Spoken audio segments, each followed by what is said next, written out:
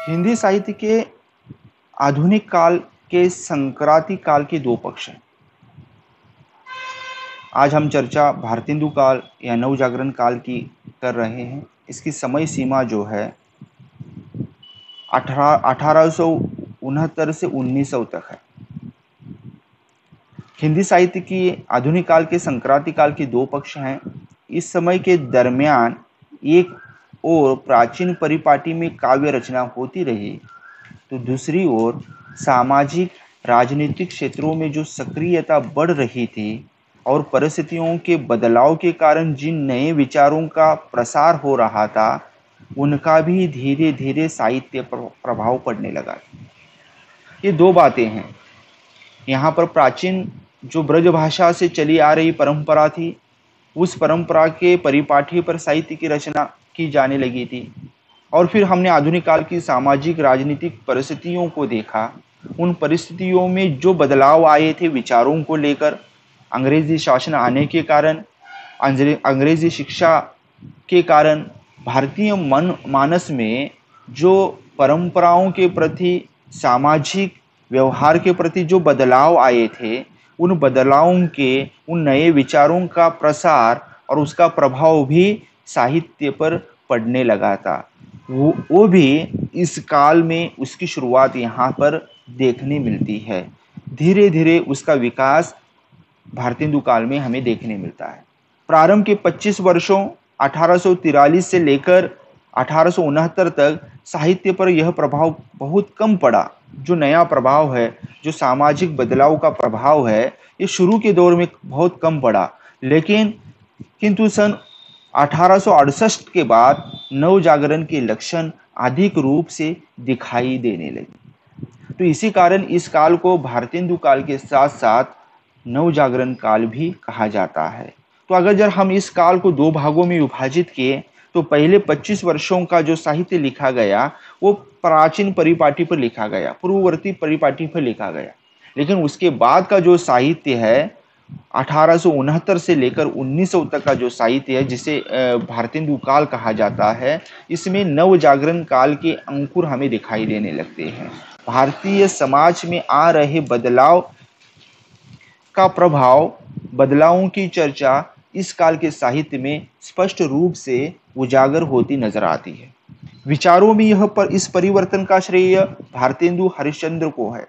इसलिए इस युग को भारतेंदु युग भी कहते हैं। भारतेंदु के पहले ब्रज भाषा में भक्ति और श्रृंगार परक रचनाएं होती थी और लक्षण ग्रंथ भी लिखे जाते थे।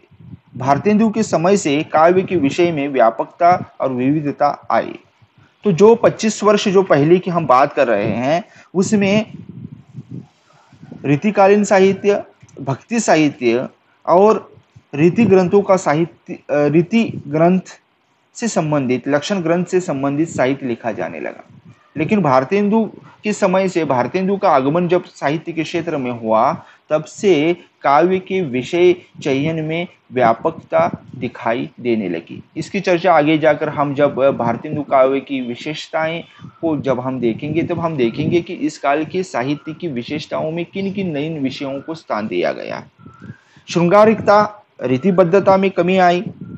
राष्ट्र प्रेम, भाषा प्रेम और सदृश वस्तुओं के प्रति प्रेम कवियों के मन में भी पैदा होने लगा। क्योंकि हमने राजनीतिक परिस्थिति में हमने देखा था कि 1857 के प्रथम स्वतंत्रता संग्राम के बाद देश में अंग्रेजी शासन के खिलाफ आवाज़ें उठने लगी थी और हर कोई अपने देश को स्वतंत्र कराने का प्रयास करने लगा था। और ये चिंगारी जो 1857 को लगी, उसे धीरे धीरे हवा मिलने लगी। फिर लोकमान्य तिलक जी ने नारा लगाया कि स्वतंत्रता हमारा, मेरा जन्मसिद्ध अधिकार है और उसे मैं लेकर रहूँगा।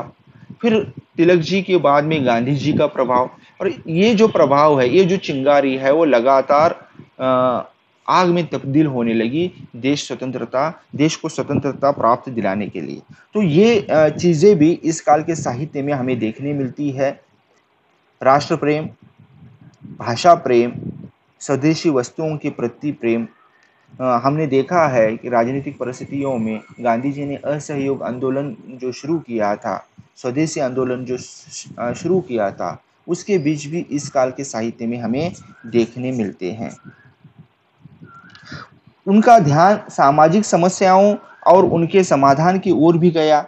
इस प्रकार उन्होंने सामाजिक राजनीतिक क्षेत्र में गतिशील नव जागरण को अपनी रचनाओं के द्वारा प्रोत्साहित किया। तो इस काल में, इसीलिए इस काल को नव जागरण काल कहा गया है। जागरण है, लेकिन ये जागरण नवीन मान्यताओं को, नवीन चीजों को लेकर है, नवीन धारणाओं को लेकर है। इसीलिए इस काल को नव जागरण काल भी कहा गया।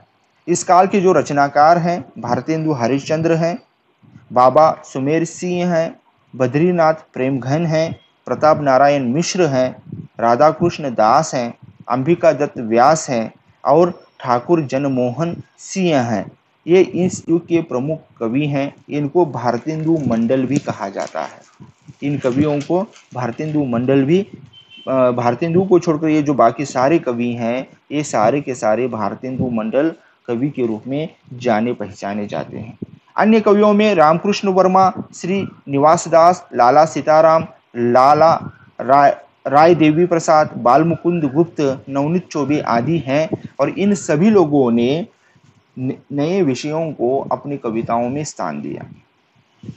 इस काल की कविताएं ब्रजभाषा में लिखी गई, लेकिन इस काल का जो गद्य है वो गद्य खड़ी बोली में, खड़ी बोली हिंदी में लिखा जाने लगा। तो भाषा के स्तर पर दो प्रवाह यहाँ पर दिखाई देते हैं। कविता को लेकर काव्य भाषा के रूप में ब्रजभाषा और गद्य के रूप में खड़ी बोली प्रचलित हो चुकी थी। भारतेंदु युग को आधुनिक हिंदी साहित्य का प्रवेश द्वार भी माना जाता है। इस युग के कवियों ने नवीन के प्रति मोह के साथ ही प्राचीनों के प्रति आग्रह भी था।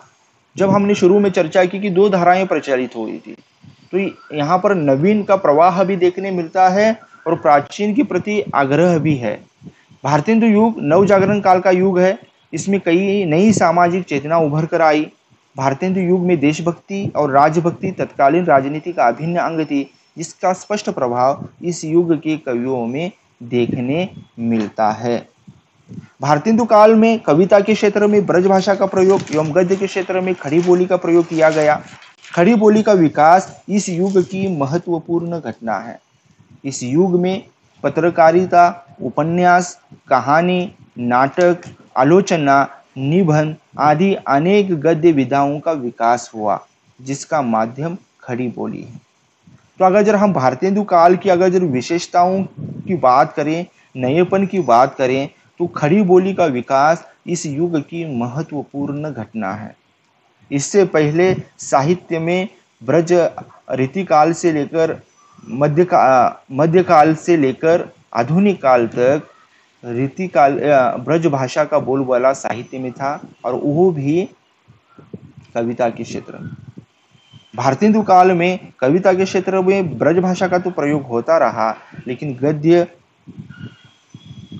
में खड़ी बोली का विकास इस काल की महत्वपूर्ण घटना है। और इस युग में फिर पत्रकारिता, उपन्यास, गद्य से जुड़े हुए तमाम विधाओं का विकास इस काल में हुआ, जिसका माध्यम खड़ी बोली रही। इस युग में प्रत्येक लेखक किसी न किसी पत्रिका का संपादन करता रहा। इसी कारण सामाजिक चेतना का विकास, सामाजिक आडंबर जो समाज में फैला हुआ था, समाज की दुर्गति का चित्रण इस काल के साहित्य में ज़्यादा मिलता है। हर कोई अपनी लेखनी के द्वारा समाज में फैली बुराइयों का, समाज में फैले अंधविश्वासों का पर्दाफाश कर रहा था, और उससे समाज को बेहतर अपनी पत्रिकाओं के माध्यम से बेहतर करने का प्रयास कर रहा था। भारतेंदु युग में जिन साहित्यकारों, साहित्यिक रूपों और प्रवृत्तियों का बीज बोया गया, वह द्विवेदी युग में खूब फला बोला। तो इसी कारण इसे नव जागरण काल कहा गया। इस काल में जो काम खड़ी बोली को लेकर हुआ, जो काम साहित्य में नए विषयों को लेकर प्रतिपादन करने का हुआ, शुरुआत करने का हुआ, उसका विकास आगे जाकर हमें द्विवेदी काल में देखने मिलता है। इसलिए इस काल की अपनी एक महत्वपूर्ण विशेषता बनी हुई है।